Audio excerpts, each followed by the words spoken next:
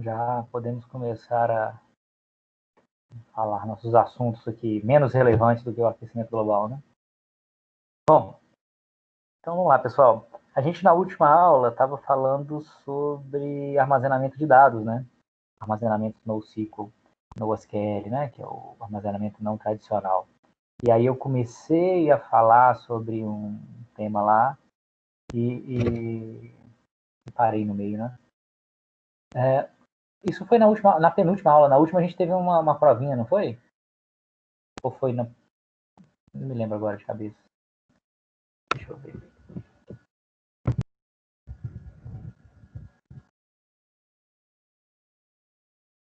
De qualquer forma, eu vou fazer o seguinte, a gente vai continuar a falar sobre armazenamento de dados, né? A gente falou só sobre o tradicional e depois falou sobre armazenamento chave-valor, mas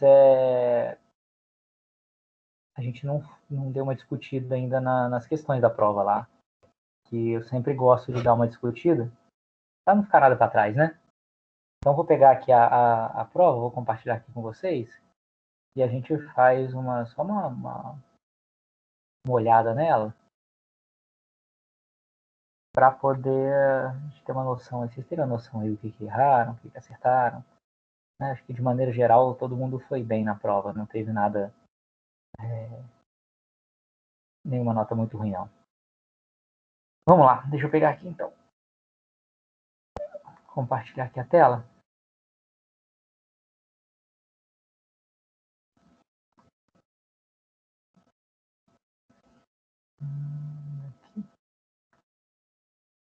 Então, vamos lá.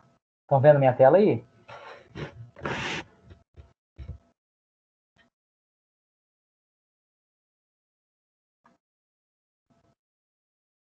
Sim, não, talvez? Positivo. Beleza. Então, vamos lá. Eu vou só simular aqui como se eu estivesse respondendo, só para a gente dar uma geral nela, não passar batido, acho que é importante. A prova era curtinha, né? Porque valia 3 pontos, então eram só 3 questões. Então, acho que não tem muita dificuldade. Mas vamos lá, vamos falar um pouquinho. Primeira questão aí. Explique com suas palavras e detalhadamente o funcionamento do protocolo MQTT e seu mecanismo de Publish Subscribe. Eu não vou escrever aqui não, tá? Eu vou falar, comentar sobre a prova, o mínimo que eu esperava da questão, acho que é mais importante aí. Então, como é que funciona o protocolo MQTT, e, né, incluindo aí o mecanismo de Publish Subscribe, né, de publicar e assinar? Então, a ideia do protocolo MQTT, ele é um protocolo de comunicação voltado para IoT, né? E é um protocolo que funciona, a gente fala aqui de forma assíncrona, ou seja, quem está, duas máquinas que estão se comunicando, dois elementos que estão se comunicando, eles não precisam estar online ao mesmo tempo para que haja comunicação. Então, o que acontece? Então, você tem alguém que está gerando informação e alguém que quer consumir, quer receber essa informação. E aí, quem está gerando a informação envia essa informação para o servidor MQTT, chamado broker MQTT. Esse envio da informação, o termo usado para isso aí no mundo MQTT, né, é de publicação. Eu estou publicando uma informação. Então, eu mando essa informação para o MQTT e eu mando essa informação para uma fila de mensagens específica que no MQTT é chamado de tópico. Então, eu publico a mensagem num tópico e essa mensagem fica lá disponível para todos os outros elementos que, em algum momento, assinaram esse tópico. Ou seja, que disseram para o servidor MQTT que tem interesse no que quer que seja enviado para esse tópico, no que quer que seja publicado para esse tópico. Então, quem está publicando a mensagem, publica no servidor MQTT, manda para o servidor MQTT para que a mensagem fique disponível num determinado tópico, né, que eu digo qual o nome quando estou publicando, e aí todo mundo que assina, né, aquele tópico, pode ir lá e consultar no servidor MQTT essa mensagem, né, e pode obter essa mensagem e não precisa necessariamente isso tudo acontecer ao mesmo tempo. Né. Esse é o funcionamento detalhado do MQTT com os mecanismos de Publish Subscribe. O mínimo que eu esperava que vocês falassem aí é que você tem elementos que, né, pode ser elementos ou dispositivos que estão gerando informação e que publicam essa mensagem num tópico, e a mensagem fica disponível no servidor MQTT, para que os assinantes desse tópico, que são os interessados nesse tópico, possam consumir essa mensagem no momento que for mais conveniente para eles. Então, isso é o mínimo que você teria que falar. Beleza? Falar sobre o fato de publicar e de assinar num tópico, né? A questão do tópico é importante, e que um publica e os outros podem consumir, podem receber a mensagem quando for mais interessante para eles. Não, essa é a resposta da primeira questão aí. Da segunda, são verdadeiras as seguintes afirmações sobre dispositivos e sensores. Aí eu tenho 10 questões, de verdadeiro e falso, cada uma delas varia 0,1. Né? Então vamos lá. São verdadeiras as seguintes afirmações sobre dispositivos e sensores. Sensores podem ser ativos, passivos ou semi-ativos. Isso está errado. Ou é ativo ou passivo. Ou ele precisa de ser alimentado para funcionar, ou ele não precisa de alimentação para funcionar. Semi-ativo não existe. Ele não pode precisar de alimentação e não precisar ao mesmo tempo. Ou é ativo ou é passivo. A 2 aqui. Pode ser que na de vocês a ordem disso aqui esteja diferente, né? Na prova de vocês. Essa ordem aqui das questões é sorteada, tá? Então, pode estar em ordem diferente para cada um que fez a prova. O Raspberry Pi pode ser utilizado para controlar diretamente sensores digitais. Essa aqui é verdadeira. O Raspberry Pi ele tem portas digitais. Ele não tem suporte a sensores analógicos, mas ele pode lidar com sensores digitais sem problema nenhum. Então, essa está correta. O Arduino é que pode lidar com sensores analógicos e digitais. Né? O Raspberry Pi só com sensores digitais. Ao se programar um Arduino, não se pode retirar sua alimentação. Caso contrário, o programa é apagado de sua memória. Esse é falso também. Por quê? Porque quando você programa um Arduino, eu falo isso com vocês, né? Programou o Arduino, está programado. Eu posso tirar ele do computador, tirar a alimentação dele, guardar na gaveta por uns 2 meses, depois pegar ele de novo. Quando eu ligar, ele vai estar rodando aquele programa que tinha antes.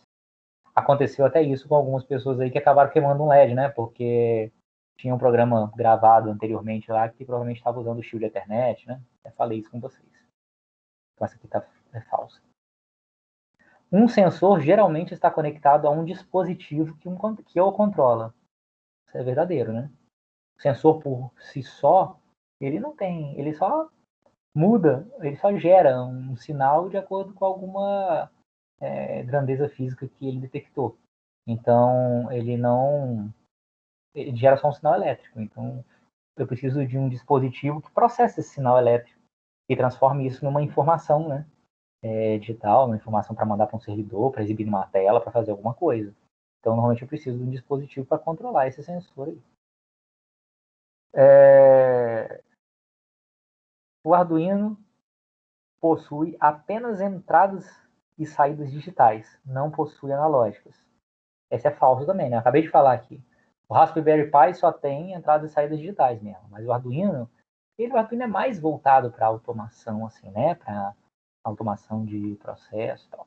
Então, o Arduino ele tem tanto portas analógicas quanto portas digitais. A gente falou nisso. Então, esse aqui é falso. O próximo aqui, o Arduino possui menor capacidade de processamento e memória do que o Raspberry Pi. Também é falso. O Arduino ele é um dispositivo bem simples, né? Eu falei lá com vocês, ele tem 2K de memória, muito pouca coisa. O Raspberry Pi é um computador. É um computador pequeno, mas é um computador. Ele tem giga de memória. Não tem K. O outro tem K, não tem nem mega, mas ele tem gigas de memória. Ele tem versões hoje em dia com 4 até 8 gigas de memória. De memória RAM. Então, é um Raspberry Pi. E além disso, ele tem um processador muito mais evoluído. Roda um sistema operacional, roda o Windows no Raspberry Pi. Pode rodar o Windows. Pode rodar Linux, pode rodar Android. O Arduino não. O Arduino nem roda um sistema operacional. Ele só roda um programa que fica rodando a vida inteira, fazendo a mesma coisa. Né? Bom, então, esse aqui está errado, né? O Arduino tem... desculpa, não, esse está certo, então. O Arduino tem menor capacidade de processamento e memória do que um Raspberry Pi. Então está correto. Há bibliotecas disponíveis na internet para Arduino que visam simplificar o uso de diversos sensores. também é verdadeiro. A gente fez uso disso, né? A gente, quando fez aquele experimentozinho, o último experimento que a gente fez, que pegou e ligou um sensor DHT, né? Que é o sensor digital de umidade e temperatura. Quando a gente ligou o DHT11 lá no Arduino, programar para se comunicar com esse sensor é um pouquinho elaborado, um pouco complexo. Então a gente baixou uma biblioteca, DHTlib, instalou ela e se comunicou usando essa biblioteca. Que aí fica extremamente simples, né? A biblioteca já tem tudo feito aí pra gente. Assim como tem para o DHT11 que a gente usou, tem para inúmeros outros sensores, né? Vários sensores em que a comunicação não é tão simples, tem bibliotecas que alguém já fez para você como que isso faz. Como que já fez para você como que é, pra você não se preocupar em como que essa comunicação é feita, né? Próxima questão aqui. Arduino e Raspberry Pi são exemplos de sensores. Nada a ver, né? Sensor é sensor de temperatura, de umidade, de gás, de presença, de luminosidade, do que quer que seja. Arduino e Raspberry Pi não são sensores, são dispositivos, né? São elementos que podem controlar sensores, então são os chamados dispositivos. Da primeira aula lá, dispositivos e sensores, né? Arduino e Raspberry Pi são dois exemplos de dispositivos e a gente viu vários tipos de sensores. O Raspberry Pi pode executar diferentes sistemas operacionais, dentre eles Linux, Android, Windows. Acabei de falar isso aqui, né? O Raspberry Pi é um computador. E como ele é um computador, ele pode rodar diversos sistemas operacionais diferentes, né? Desde que sejam sistemas operacionais que possam ser executados no processador do Raspberry Pi, que é um processador ARM, eles podem estar lá. Se a gente entrar no site lá do raspberrypi.org, tem lá inúmeros sistemas operacionais. Linux, Android e Windows são só alguns exemplos, tem vários. Então aqui está certo. O último aqui. Um Arduino pode controlar diversos sensores simultaneamente. Também está certo. Ele tem várias portas digitais e analógicas. Então, teoricamente, por exemplo, se eu tiver sensores que se comunicam com o Arduino só por uma porta, como é o caso do DHT, por exemplo, né, eu poderia ter, eu tenho 14, se eu não me engano, portas digitais, eu poderia ter 14 DHTs, como, né, controlar 14 sensores de temperatura ao mesmo tempo, que meça a temperatura de 14 lugares ao mesmo tempo. Fora que eu cheguei a falar com vocês que existem aqueles protocolos que permitem a comunicação com vários elementos, né, de forma serial. Lembra que eu falei com vocês? Você construiu uma redezinha assim, é o SPI, né? E que você pode ter, aí você pode ter um barramentozinho lá, vários sensores e comunicar com vários dos sensores usando uma porta só, né? Para sensores que suportem isso. Então um Arduino pode sim controlar diversos sensores simultaneamente, problema nenhum. Então no final fica isso. A seu olhar tem 6 corretas e 4 questões incorretas, né? A ordem, que nem eu falei, que pode aparecer diferente aí para cada um. Beleza? Por último, dado o programa para Arduino abaixo, explique detalhadamente o que ele faz e qual a diferença entre as funções setup e loop de maneira geral, não só nesse programa específico. Então, presta atenção, tem duas partes aí da resposta, né, que eu esperei. Explicar detalhadamente o que esse programa faz, então quero entender que vocês explicassem o que esse programa faz, e não de forma genérica, explique dado o programa para Arduino abaixo, explique detalhadamente o que ele faz, o que esse aqui está fazendo. E a diferença entre setup e loop de maneira geral, e não só nesse programa. Não é para dizer assim, a diferença entre setup e loop é que o setup está iniciando o serial e o loop está lendo temperatura. Sei lá, não, isso aí eu quero de maneira geral o que é. Então, o que eu esperava que vocês explicassem aqui detalhadamente o que esse programa aqui faz, né? Esse programa para Arduino, e depois a diferença entre setup e loop de maneira geral. O que esse programa faz? Você nem precisaria, apesar de eu falar detalhadamente, é para explicar detalhadamente, mas você nem precisaria começar esse programa. Primeiro inicia serial para comunicação com o computador a uma velocidade de 9.600 bits por segundo. Teve gente que botou tudo isso. E teve gente que não, eu nem cobrei isso. Eu cobrei principalmente o seguinte, detalhadamente o que ele faz. Esse sensor se comunica com uma porta analógica, né, o Analog Reader, que é uma porta analógica, né, com a porta 2, a porta 2 que está que foi definido aqui. Então, ele faz uma leitura da porta analógica 2, tá certo? E pega essa leitura e faz um cálculo para obter o valor de tensão que foi lido. E depois converte isso num valor de temperatura em graus Celsius, exibe esse valor, espera um segundo e faz uma nova leitura. Então, você podia explicar desse jeito, pode dizer o seguinte, simplesmente dizer, esse programa faz uma leitura na porta 2, analógica 2, pega essa leitura e escreve na tela quantos volts foi a leitura e faz uma conversão para quantos graus Celsius isso representa e faz isso aí a cada segundo, a cada um segundo. Se você falasse isso, já está bem explicado. Tá certo? Está explicado de forma detalhada, que é uma leitura numa porta analógica, que ele vai imprimir em volts, que ele vai imprimir em graus Celsius, que ele vai fazer isso a cada um segundo. Se você explicasse minimamente isso aí, tá bom. Quem explicou com mais detalhes, ótimo também. E a diferença entre as funções setup e loop, de maneira geral, que precisava dizer era o mínimo também. O mínimo é que a função setup é uma função de inicialização, né, que é executada uma vez só quando você liga o Arduino. Então, normalmente tem algumas configurações iniciais do Arduino. E a função loop é uma função que é executada constantemente, de forma recorrente. Ou seja, você executa tudo que tem nela e depois volta e executa tudo que tem nela de novo. Então, ela fica num loop infinito, né? Ela fica se executando de forma recorrente enquanto o Arduino estiver ligado. Então, essas duas coisas, essa daí que você precisava falar, né? A diferença entre setup e loop. E o funcionamento aí nesse nível de detalhes que eu falei já seria suficiente. Beleza?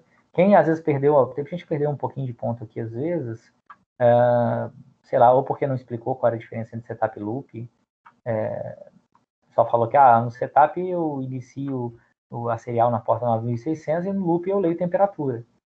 Isso aí é o que o setup está fazendo, o que o loop está fazendo, mas não é a diferença entre setup e loop. Teve uma ou outra pessoa que colocou alguma coisa tipo assim, né? Ou então explicou de maneira genérica e esqueceu de explicar o que esse cara está fazendo especificamente. Né? Aí eu acho que ninguém fez, não. Mas quando eu tomei ponto, eu tirei ponto, era por esses motivos aí. Beleza? Dúvidas aqui, pessoal, nessa provinha aí?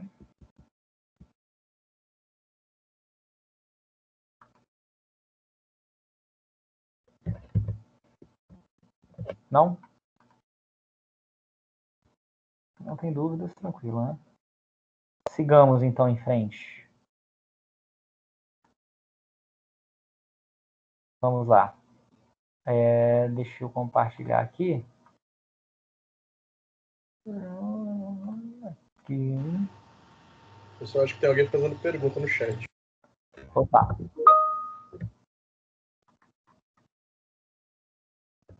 Não, é só um não professor. Então não tem pergunta. Se tiver, é só falar. Bom, vamos lá então. Vamos voltar ao que a gente estava falando, né?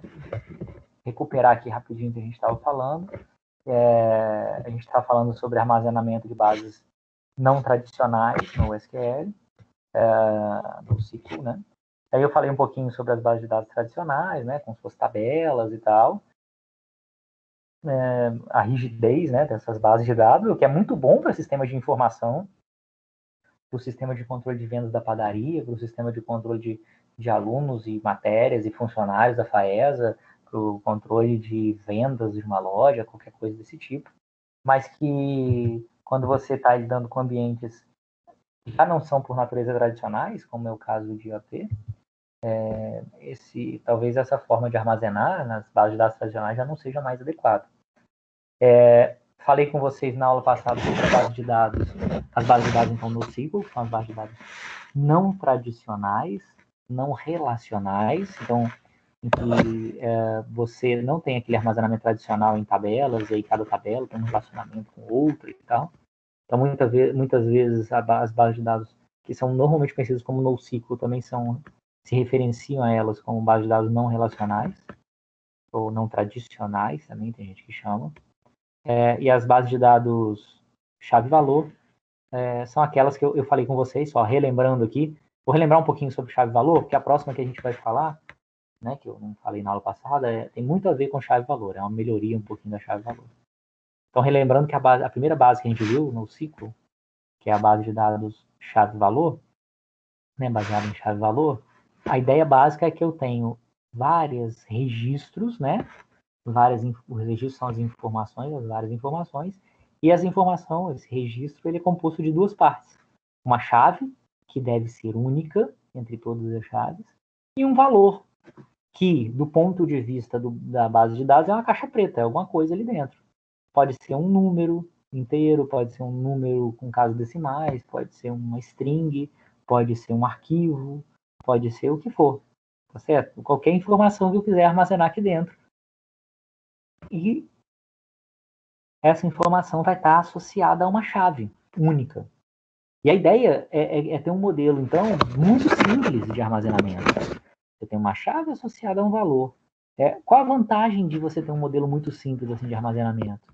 É que aonde você não precisa nada além disso, e eu dei alguns exemplos, e vou dar de novo os exemplos, isso aqui fica extremamente rápido, muito mais rápido do que aquelas bases de dados tradicionais lá que a gente falou.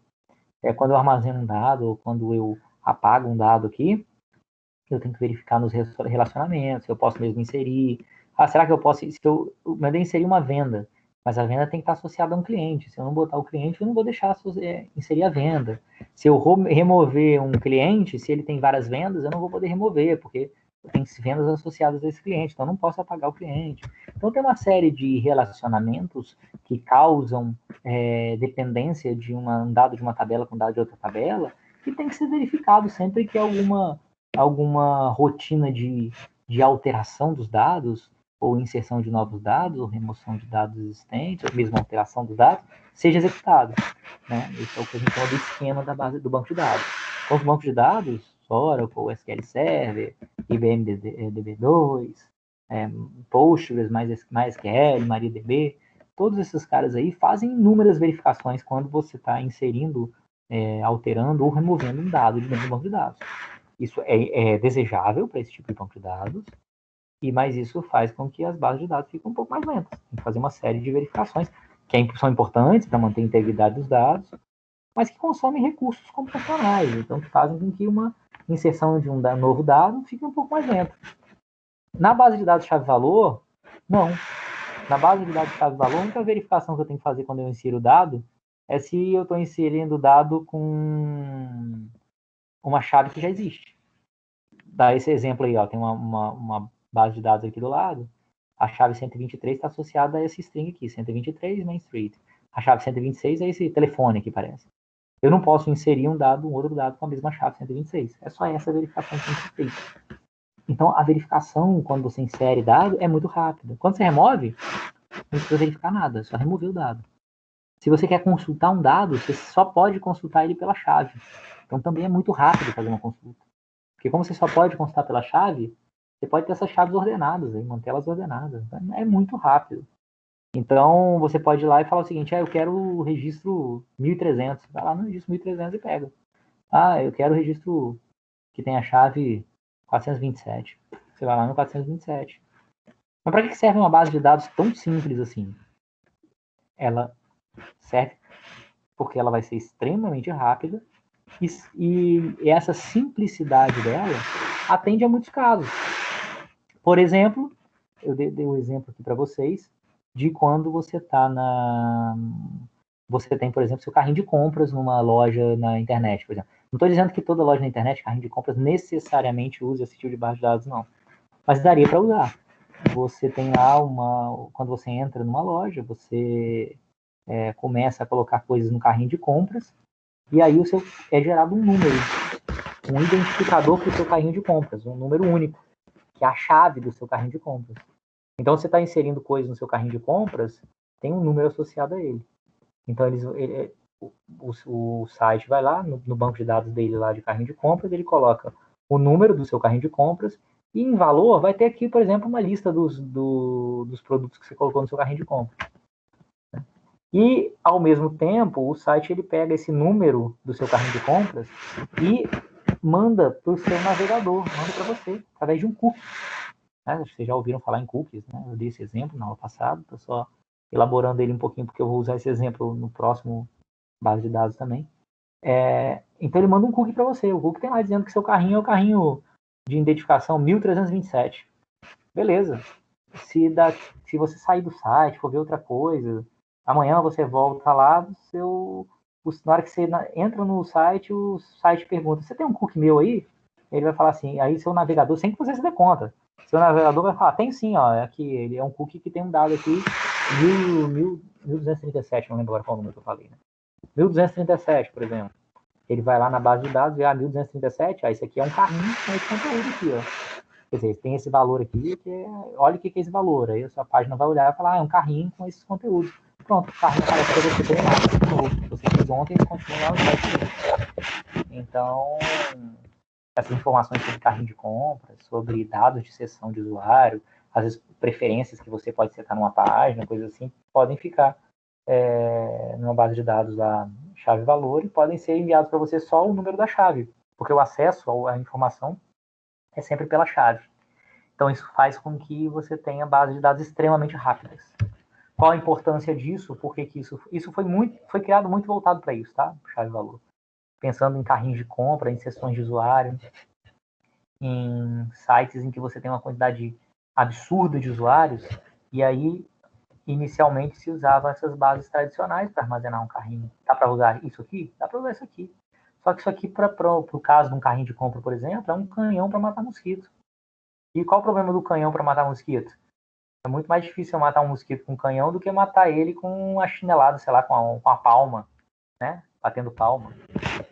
Bater palma é muito mais simples do que ter um canhão, muito menos agressivo do que o canhão, mas é muito mais fácil, muito mais rápido. Com um canhão, você tem que mirar num mosquito, é difícil. Só que é a mesma coisa, dá para matar com um canhão lá? Dá. Só que vai ficar mais lento, vai ficar mais devagar, porque ele tem uma série de verificações que ele faz e que para que eu não precisaria fazer. Então, essas bases de dados simplificadas, chave-valor, acabam ficando muito mais rápidas para esse site. E o que acontece quando fica muito mais rápido? Primeiro que seu site fica mais responsivo, né? Ele responde melhor, ele é mais rápido. Você fala, esse site aqui é rápido de se acessar. E segundo que você precisa de menos recursos computacionais para atender o mesmo número de clientes. Então, eu posso ficar rápido com uma base de dados tradicional? De repente, até poderia.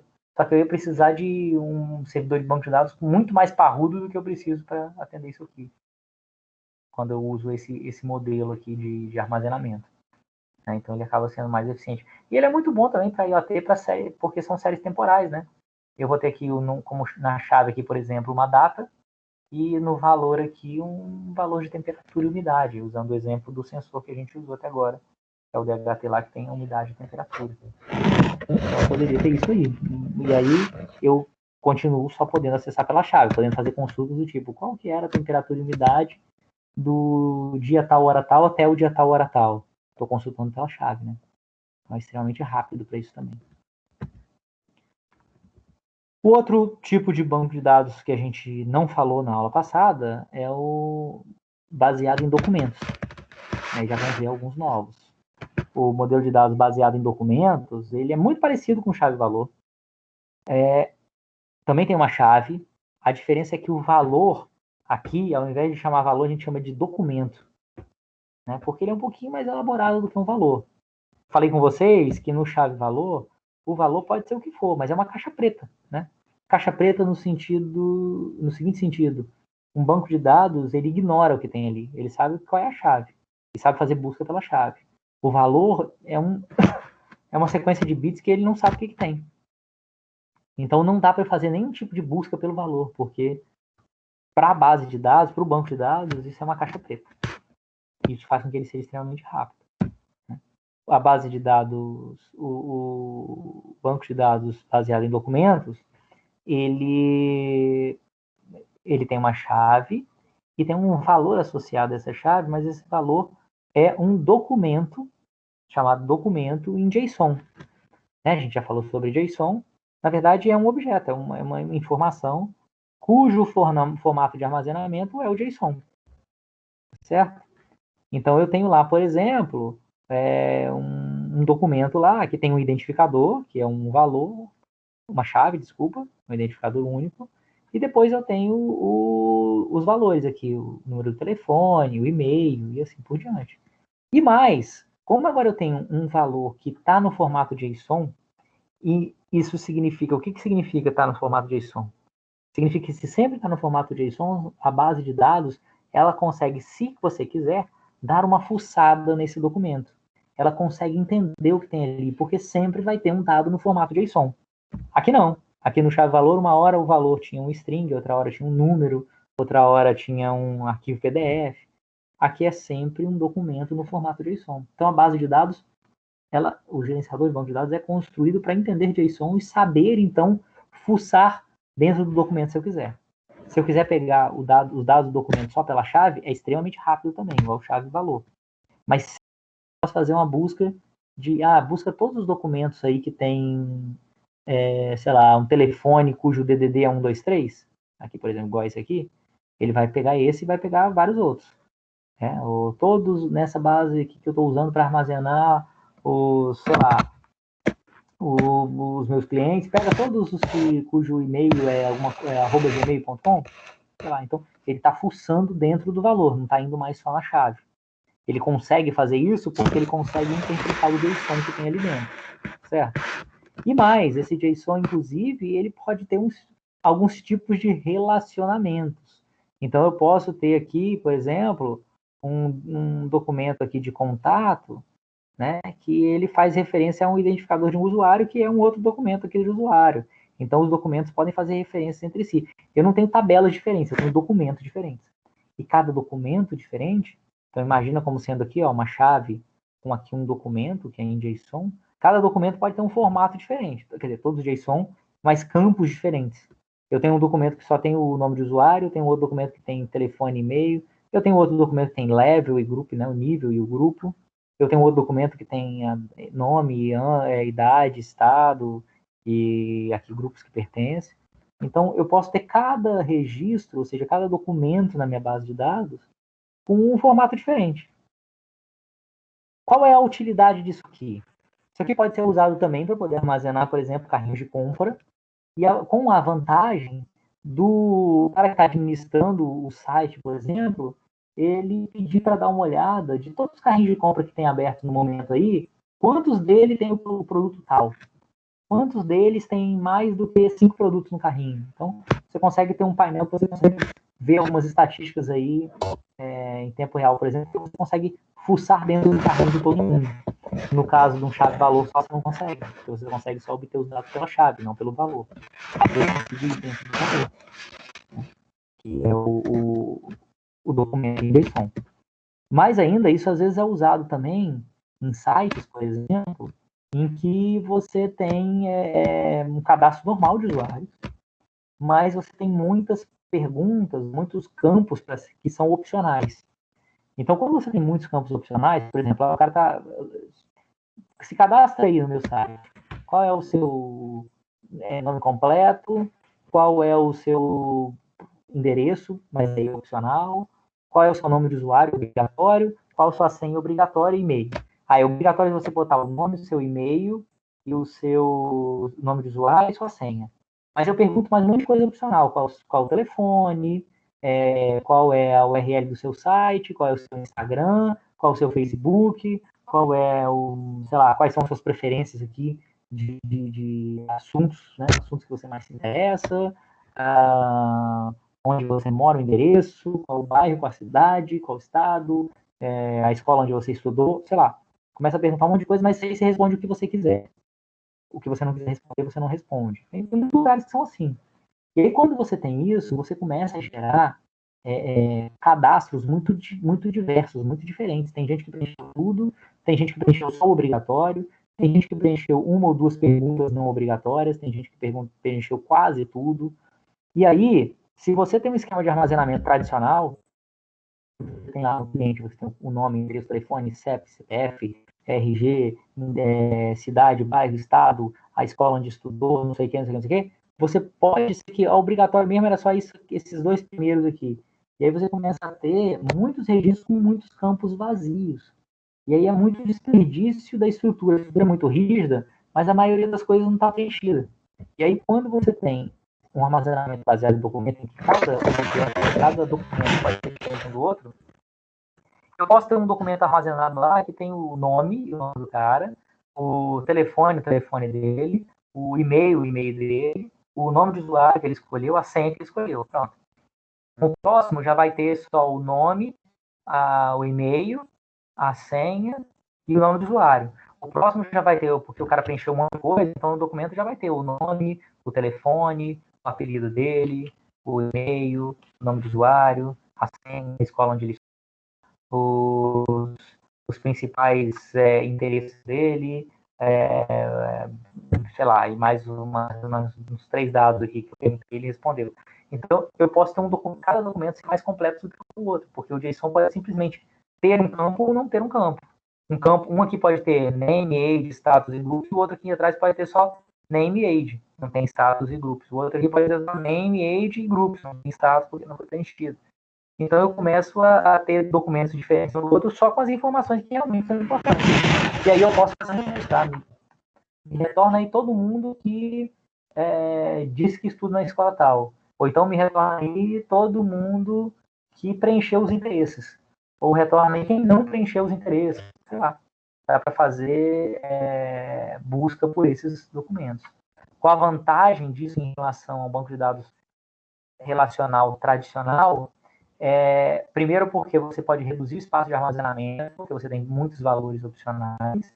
Segundo, porque esse esquema de relacionamento aqui, ele não tem uma integridade normalmente tão forte quanto tem no banco de dados. Então, nada impede que eu vá aqui apagar esse documento, mesmo ele tendo sido referenciado aqui. Esse controle é de quem está usando, e não o banco de dados, para simplificar a implementação do banco de dados e fazer com que ele vá mais rápido.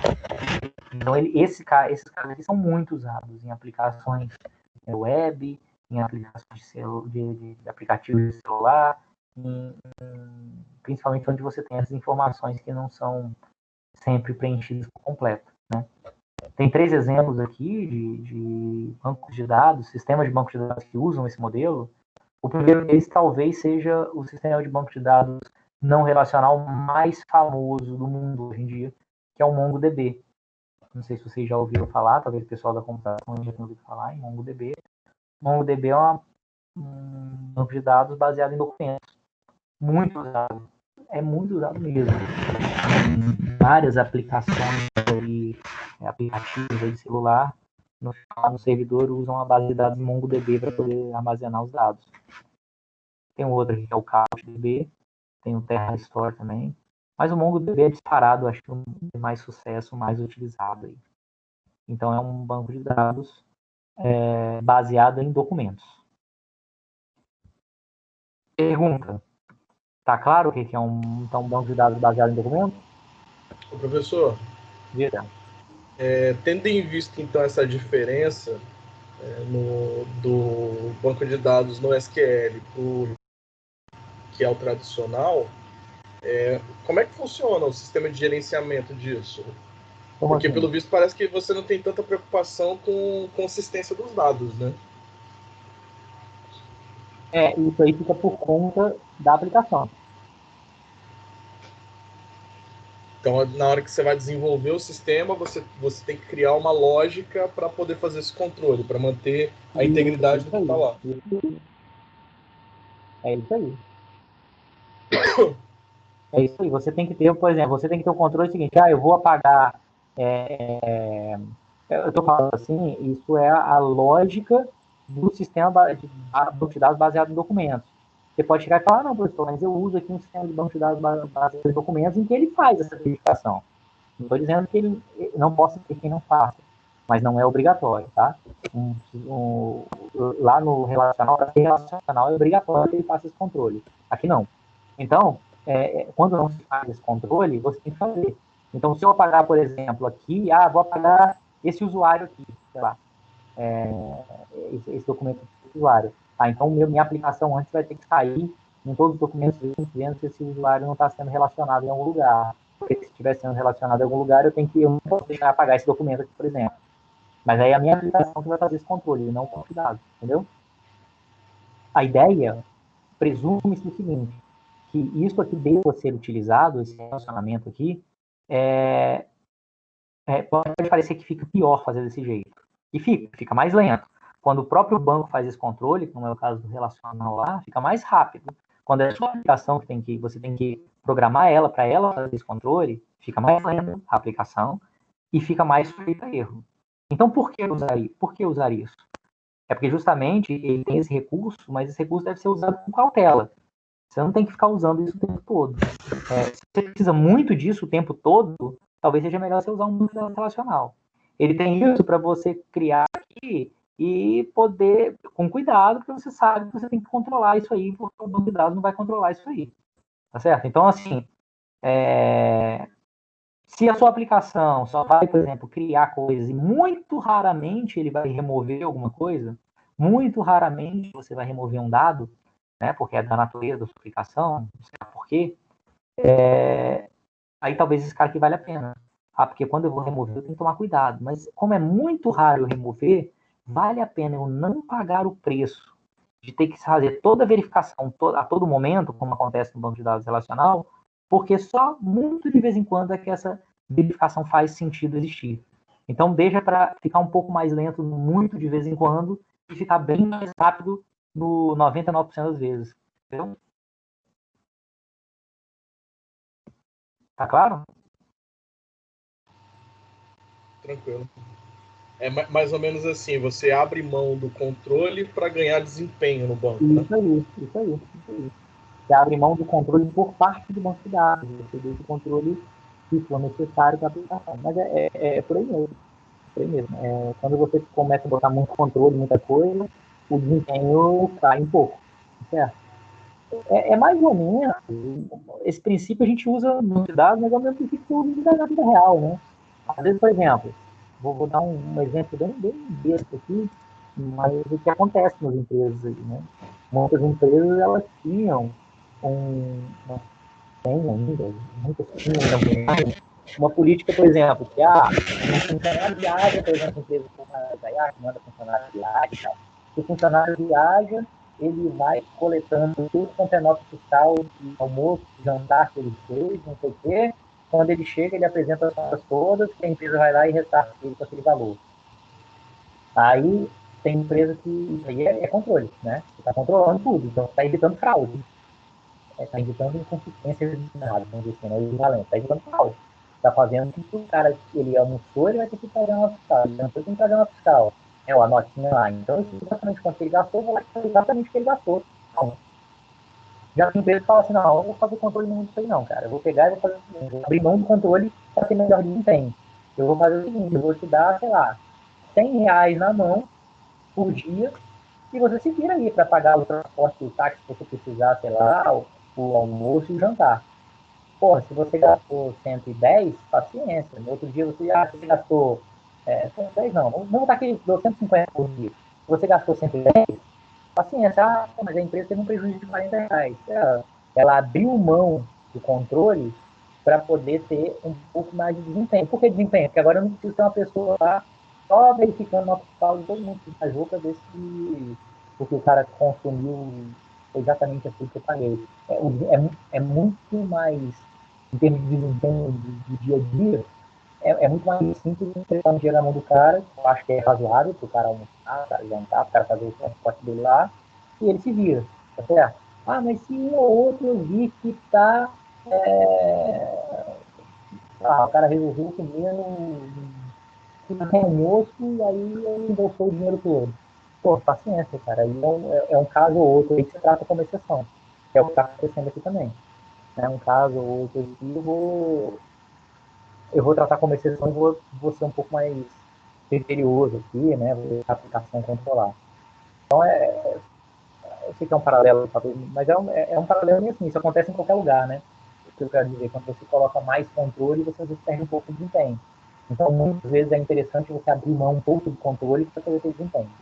Né?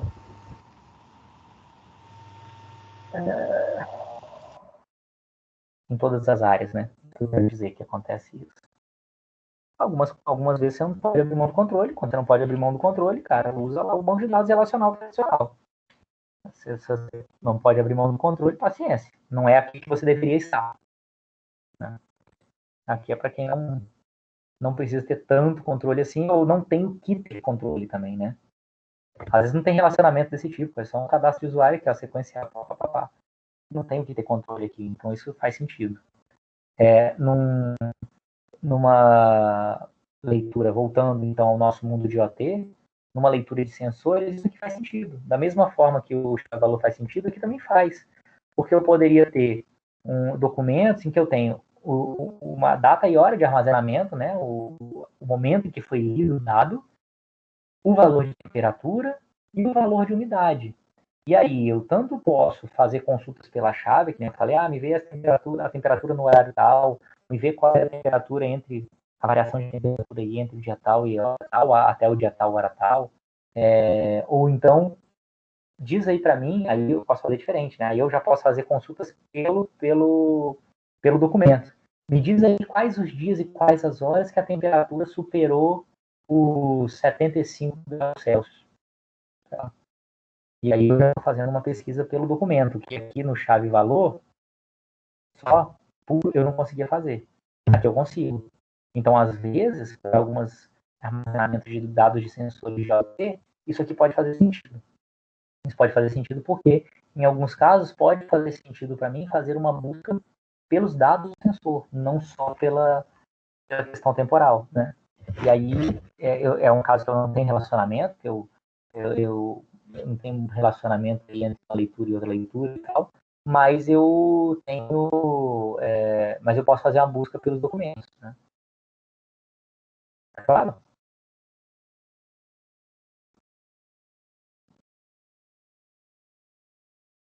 Ficou claro aí ou mais ou menos? Acho que deu para entender. Beleza. Dei umas pesquisadas aqui no Google também, deu uma ajudada. Tá, beleza. Sempre complemento. Mas é isso, é uma sequência de informações no formato de som que são armazenadas. Basicamente isso. Né? Bom, os outros dois mecanismos de armazenamento, eles são um pouco menos, eles são um pouco menos relevantes, pelo menos para a gente do mundo IoT, né? Não posso dizer que eles são menos relevantes, não, porque para algumas pessoas pode ser muito relevante, mas menos relevantes para o mundo de IoT, porque são para outros domínios de conhecimento, né? O primeiro deles é a base de dados gráficos, né? São chamados bases de dados gráficas. Não é para armazenar figuras, é para armazenar grafos. O que é um grafo? Um grafo é como se fosse um fluxograma. Um fluxograma é um tipo de grafo. Quando você tem uma entidade e algumas transições entre essas entidades aqui, né? Então eu tenho transições entre vértices que ligam essas entidades, e esses vértices têm um sentido normalmente, né? Tem uma setinha, né? São um tracinho de um lado para o outro. Então, por exemplo, numa rede social, por exemplo, eu poderia ter o seguinte: eu tenho uma entidade que é um usuário de rede social, e esses vértices aqui, né? Que seriam, por exemplo, quem segue quem. Então, por exemplo, eu tenho o Peter aqui, ele segue o Emil segue o Peter, e o Emil também segue o Johan, e o Johan segue o Emil e segue o Peter. Então, eu tenho os usuários, né, que são as entidades ou os vértices do grafo, e eu tenho as bordas aqui, né, que são essas setinhas aqui, que são, por exemplo, os relacionamentos, né, que é quem segue quem.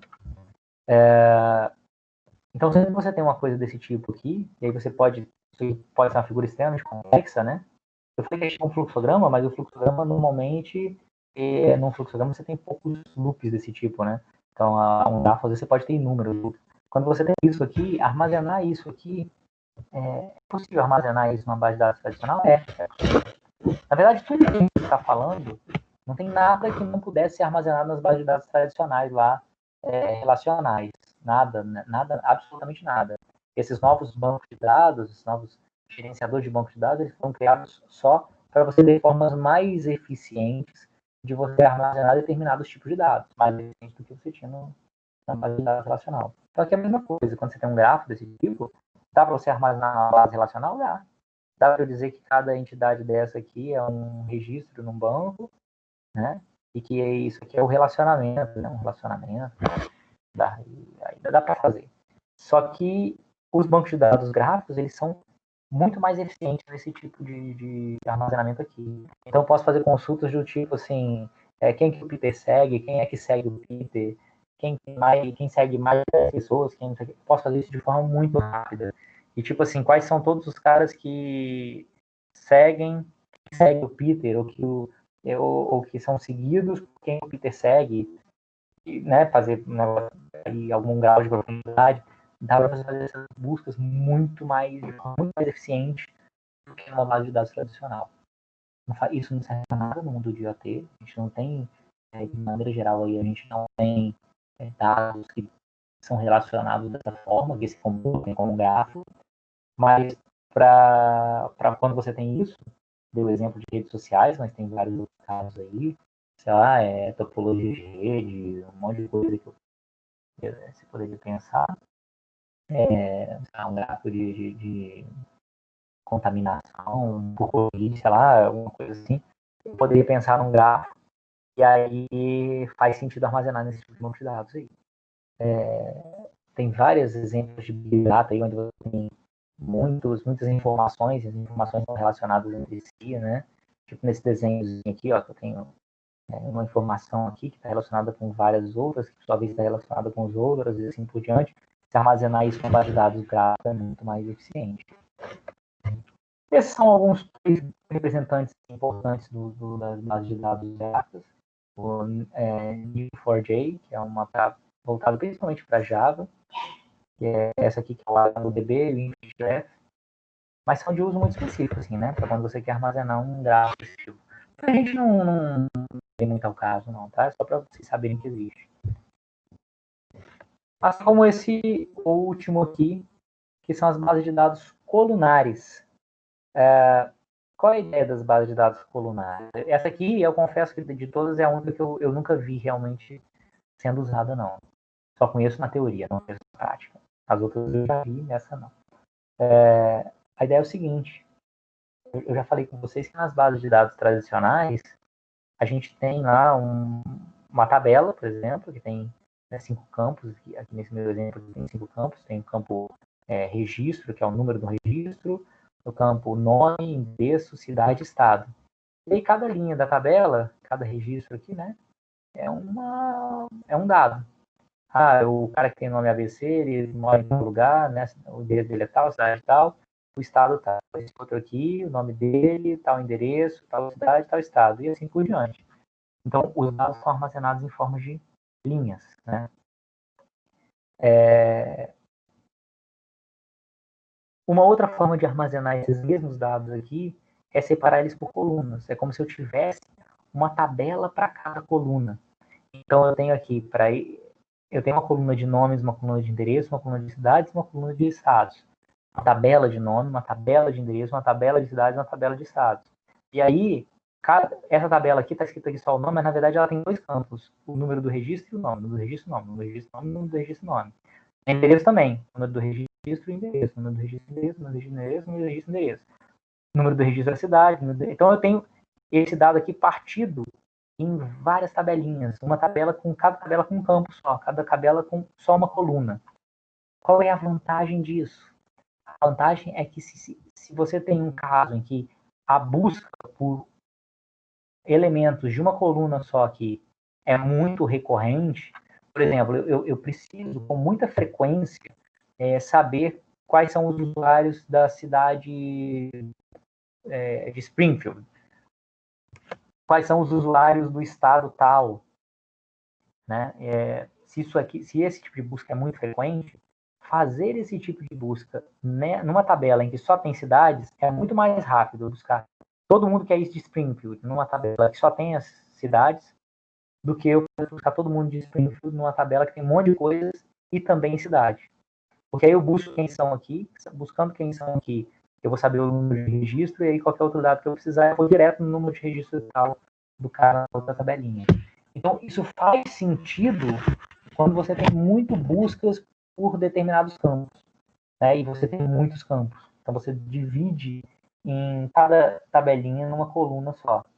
Então tem algumas bancos de dados que fazem isso, o Apache HBase, InfiniDB, ZoomData, o HBase aqui da Apache, então é usado para isso. Eu nunca vi funcionando, mas o princípio é isso aqui, é você fazer a busca mais rápida, porque você tem menos leitura escrita, porque é mais rápido de você fazer. Você tem que ler um volume de dados menor aqui para poder buscar a cidade do que se eu tivesse que ler aqui. Tá certo? Beleza, pessoal? Esses últimos dois aí é só curiosidade. A gente não vai usar nenhum desses dois para as nossas soluções aqui de IoT, né?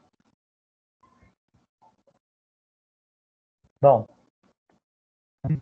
a gente vai usar especificamente bancos de dados baseados em documentos, né?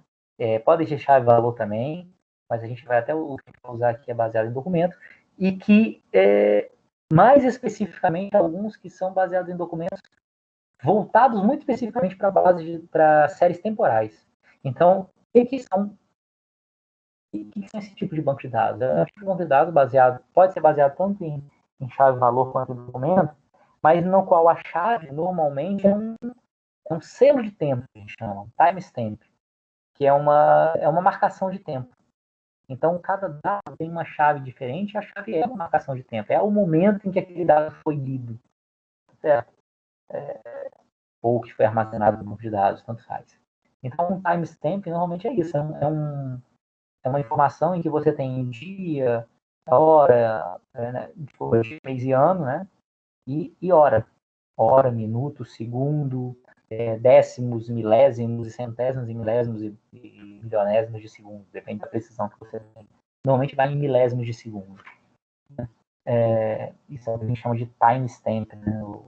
É um selo de tempo, mas se usa muito a expressão timestamp mesmo. Mesmo nos textos em português, né, no dia a dia, a gente fala muito timestamp. Timestamp é isso, é um carimbo de tempo aí que diz uma certa hora, minuto, segundo e normalmente até milésimo de segundo.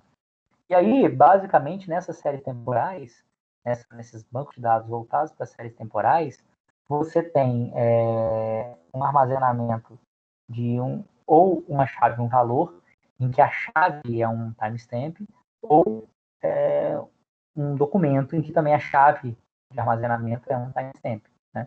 Então, o básico só é que a chave é um timestamp. Isso muda pouco, mas muda um pouquinho, às vezes, na forma como você pensa no banco de dados, porque a chave não é uma chave qualquer, é o tempo, o momento em que você armazena o dado.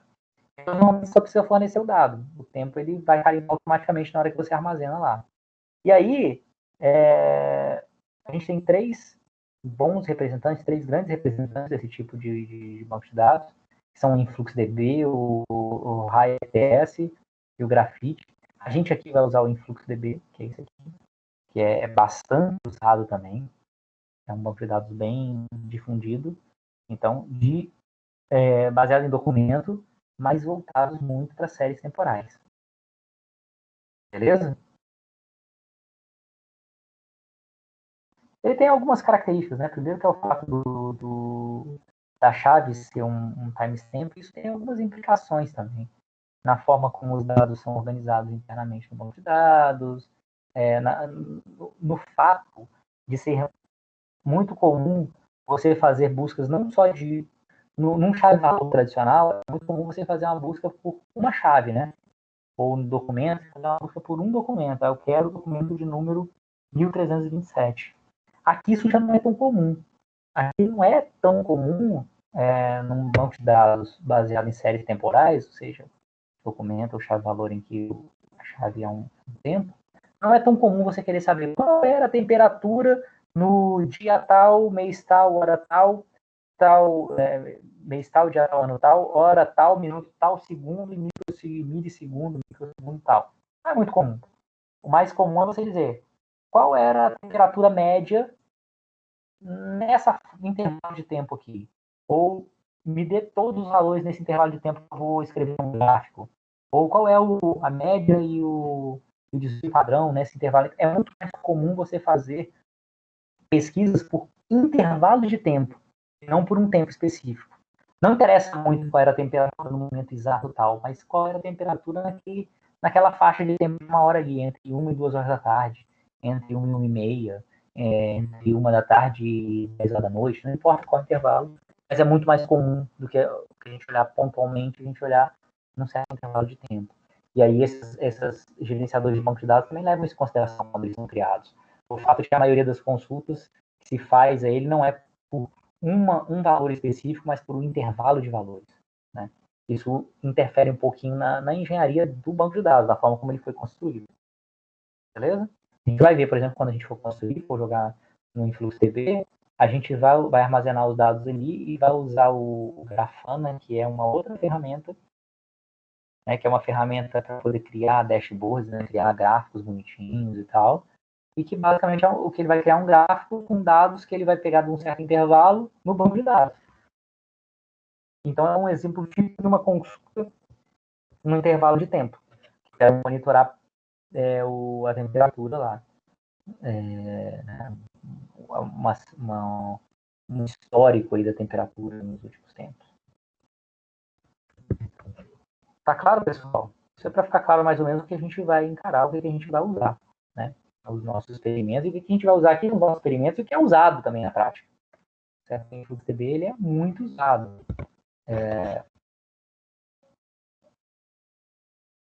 Só para vocês terem uma ideia,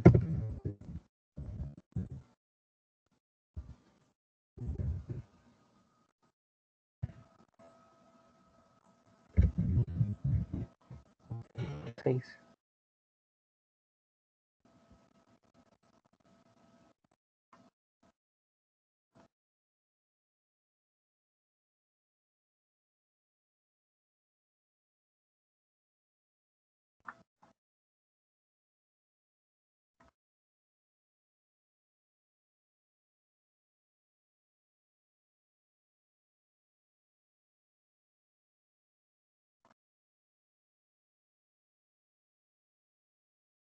Vou mostrar aqui para vocês. Ó. Essa aqui é a página do InfluxDB, é influxdata.com. A gente não vai precisar baixar nada daqui, não. A instalação do InfluxDB. Eu posso pegar se eu quiser. Ó. Se eu quiser, eu posso vir aqui e baixar o InfluxDB. A gente não vai usar isso, a gente vai fazer uma instalação bem mais simples do que essa, fazer mais direto. Mas você tanto pode baixar aqui, ó, Use for Free, quanto eles têm uma nuvenzinha deles também lá, em que você pode armazenar online. E aí eles cobram, obviamente. Se você for armazenar online no site deles, né, e algumas soluções comerciais usam isso, para você não ter que gerenciar o seu próprio banco de dados, eles têm uma cobrança aqui. Aí você pode colocar lá. Mas a gente aqui vai usar a versão gratuita que você pode baixar. A gente não vai precisar baixar, eu não vou nem. Eu preciso me registrar para baixar aqui. Eu não vou nem baixar não, agora.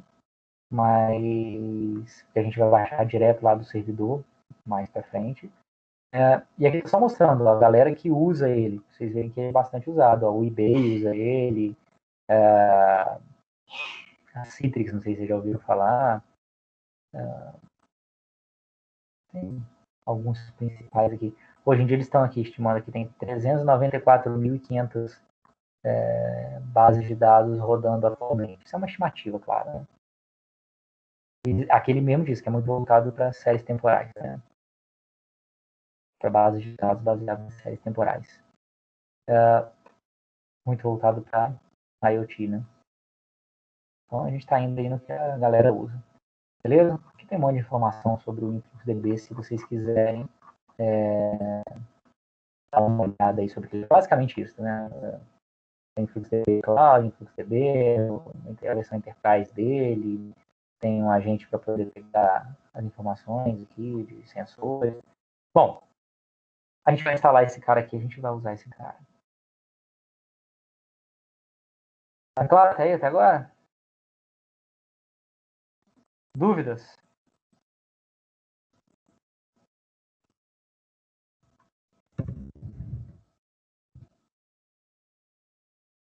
Sem dúvidas? Então tá. Se não há dúvidas, vou pegar aqui, pessoal, vou só aproveitar esse assunto. Vou fazer a chamada aqui rapidinho para não perder o. Não esquecer, senão se deixar para o final eu acabo esquecendo. Chamada, como eu sempre faço, né? Eu pego a lista de quem está presente aqui, então por favor não saia nesse momento. Eu mesmo preencho aqui, mais fácil de ficar chamando um por um. Então vamos lá. Hoje é dia 6, né?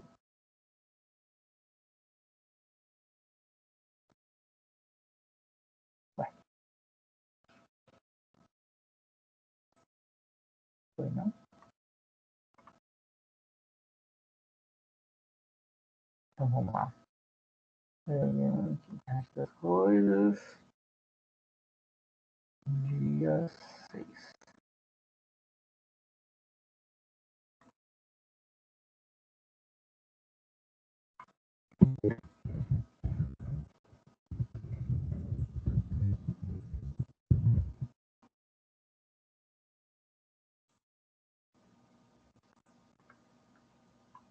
Vamos lá. Arthur não está. O Edson também não está hoje. O Érico também não está. Jaci também não. Juliana também não. Hoje falta um bocado, hein? Leandro está aí. Marcos Rui também. Matheus também. Maiane também. Rafael também. Sofia também. É engraçado. Os faltantes foram os 5 primeiros. E aí vieram os 6 seguintes. Beleza, tá certinho. Então vamos lá.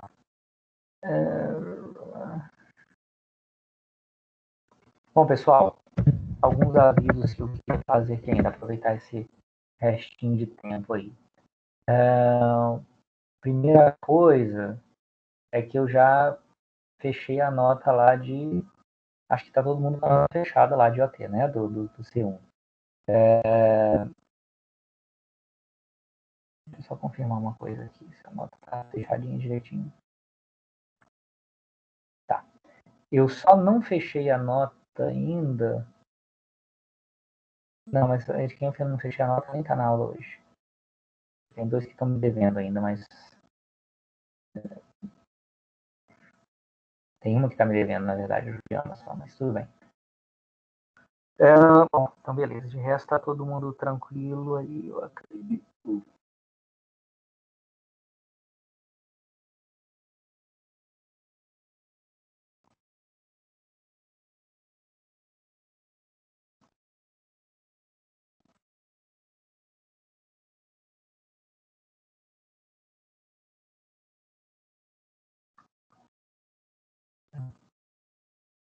Eu acho só amanhã que eu fiz um exercício, pedi que faltou um negocinho lá para você mandar, né, amanhã? Depois dá uma olhada lá no experimento lá, eu pedi que faltou você mandar um detalhe, tá lá escrito lá direitinho que faltou.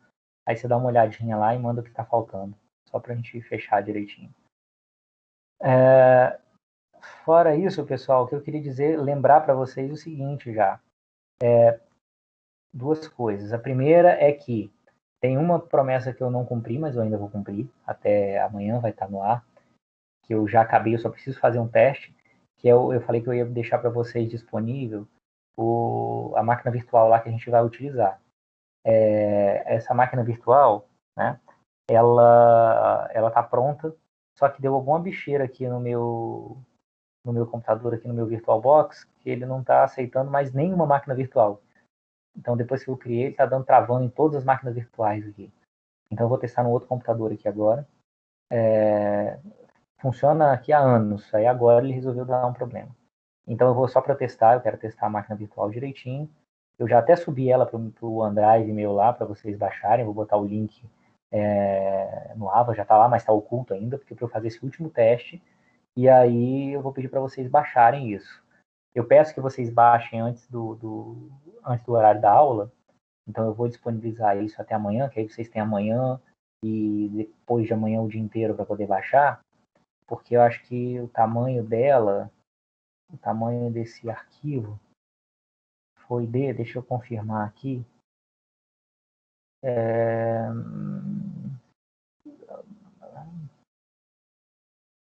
esse cara aqui, ele é um pouquinho grande, ele tem 700 MB.